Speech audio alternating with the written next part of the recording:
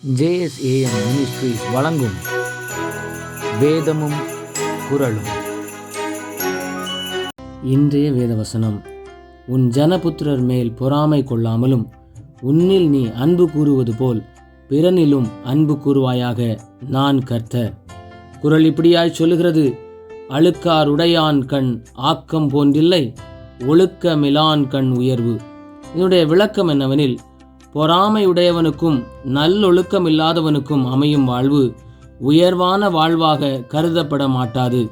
வேதவசனம் இப்படியாய் சொல்லுகிறது: இப்பொழுதோ கோபமும் மூர்க்கமும் பொறாமையும் உங்கள் வாயில் பிறக்காலாகாத தூஷணமும் வம்பு வார்த்தைகளுமாகிய இவைகளை எல்லாம் விட்டுவிடுங்கள். இன்னுமாய் சத்தியவசனம் இப்படியாய் சொல்லுகிறது: மனுஷன் படும் எல்லா பிரயாசமும் பயன்படும் எல்லா கிரியையும் அயலானுடைய பொறாமைக்கு ஏதுவாயிருக்கிறதை நான் கண்டேன். இதுவும் மாயையும் மனதுக்கு சஞ்சலமுமாயிருக்கிறது. சிந்தனைக்கு: சொஸ்த மனம் உடலுக்கு ஜீவன், பொறாமையோ எலும்புருக்கி. ஜெபிப்போம். இரக்கமுள்ள பிதாவே, இந்த நாளுக்காக உமக்கு நன்றி. நாங்கள் ஒருவர் மேல் ஒருவர் பொறாமை கொள்ளாதவர்களாய் தெய்வ பயத்தோடும் நல்லொழுக்கத்தோடும் வாழ்ந்து உம்மை மகிமைப்படுத்த கர்த்தர் எங்களுக்கு கிருபை தாரும். இயேசுவின் நாமத்தில் பிதாவே, ஆமேன். இந்த நாள் இனிய நாளாக அமைய வாழ்த்துக்கள்.